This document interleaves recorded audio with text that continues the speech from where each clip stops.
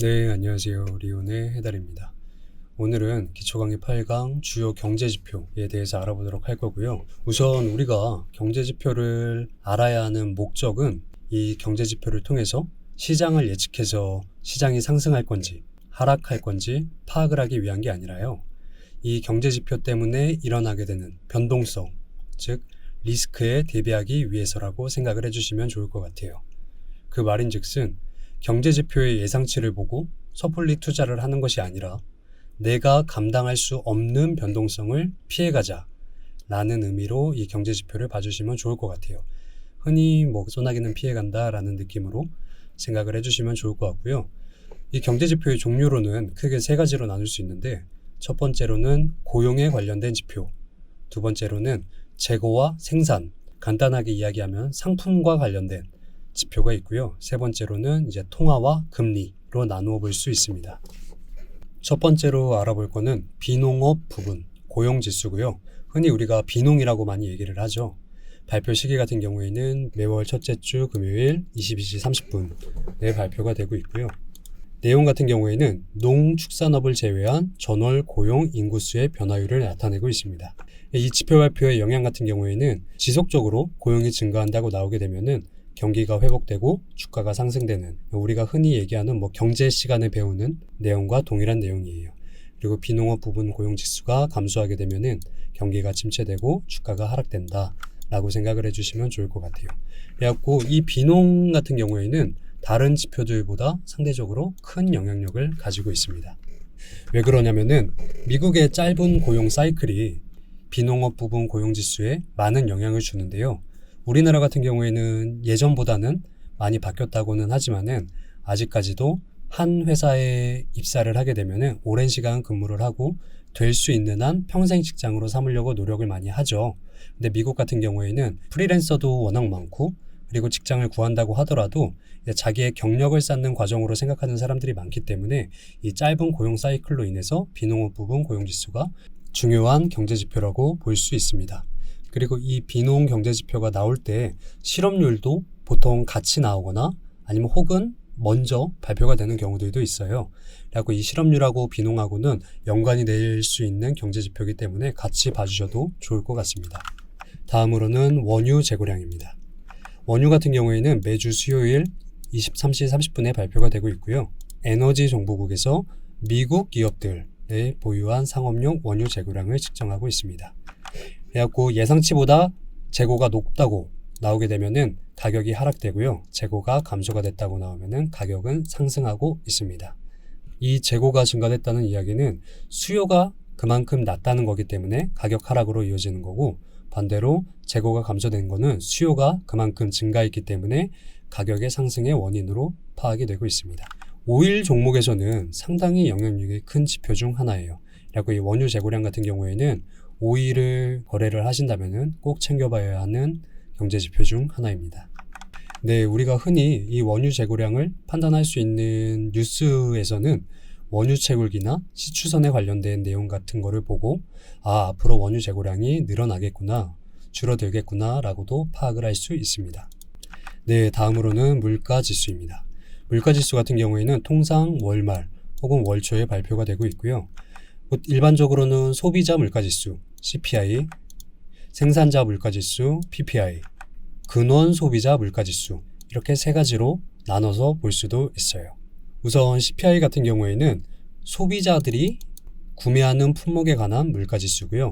생산자 물가지수는 도매 품목에 대해서 나타내는 거고, 이 근원 소비자 물가지수 같은 경우에는 위에 물가지수와는 다르게 에너지와 식음료를 제외한 물가지수로 일반적으로 사람들이 생각할 때 CPI나 PPI보다 더 정확한 척도로 물가지수를 보고 있습니다. 그래서 제가 알기로는 이 CPI나 PPI 말고 근원 소비자 물가지수를 더 중요하게 생각하는 증권사들도, 그러니까 표시하는 증권사들도 상당수 있는 걸로 알고 있어요. 물가지수의 지표 발표 같은 경우에는 높게 나타나게 되면은 물가가 상승하는 중이다, 낮게 나오면은 물가가 하락하는 중이다 라고 생각을 해주시면 될 것 같고요. 물가가 상승한다는 이야기인 즉슨 소비가 위축되고, 소비가 위축되면은 금리가 인상한다 라고 접근을 해주시면 좋을 것 같습니다. 네, 다음으로 제조업 구매관리자 지수, 지표에 대해서 알아보도록 하겠습니다. 발표 시기는 통상 월초에 발표가 되고 있고요. 제조업 부분 구매 관리자의 활동 수준을 측정합니다. 간단하게 얘기해서 기업의 구매 관리자가 체감하는 지수를 나타내는 거예요. 일반 사람들이 체감하는 것보다 이제 기업의 그 관리자급의 구매 관리자가 느끼는 체감이 더 정확할 수 있겠죠. 더 예민하고. 그렇기 때문에 이렇게 발표가 되고 있고요. 이 기준 같은 경우에는 50을 기준으로 하고 있습니다. 50보다 높게 나타나게 되면은 일자리가 증가하고 경기가 호재인 상황이다. 낮게 나타나게 되면 일자리가 감소하고 경기 악재가 진행 중이다. 라고 판단을 해주시면 좋을 것 같고요. 이 제조업뿐만 아니라 비제조업도 동일하게 분석을 해주시면 좋을 것 같아요. 이 설명해드린 지표 이외에도 뭐 여러분들이 알고 계시는 FOMC라든가 아니면 뭐 GDP, 뭐 주택매매, 서비스업 PMI, 그리고 뭐 소득이나 지출 이런 여러 가지 경제 지표들이 많이 있어요. 그런데 제가 이 4개만 설명을 해드린 이유는 이런 지표들을 모두 다 알 필요는 없습니다. 간단하게 한번 생각해 볼까요? 제가 오늘 안내해드렸던 4가지의 지표들 중에서 아니면은 혹은 여러분들이 알고 있는 지표들 중에서 원유 재고량을 제외하고 혹시 공통점을 찾으신 게 있나요? 그건 바로 이 시장에서 돈의 흐름이 원활하냐 아니면 원활하지 않느냐의 차이입니다. 그래갖고 경제 지표를 보실 때 하나하나 하면서 그 원리나 이론을 뭐 공부하실 거면은 공부하셔도 상관은 없는데 그냥 큰 틀에서 봤을 때 이 지표는 이런 지표니까 이게 높아지면은 경제 흐름이 원활하겠구나 아니면은 이 지표가 높아지면은 경제 흐름이 원활하지 않겠구나 라고 생각을 하면서 접근을 해주면은 어떠한 경제 지표에 대해서 자세히는 몰라도 쉽게 선물 시장에서 어떤 영향력을 미칠지 예측할 수 있다는 거죠.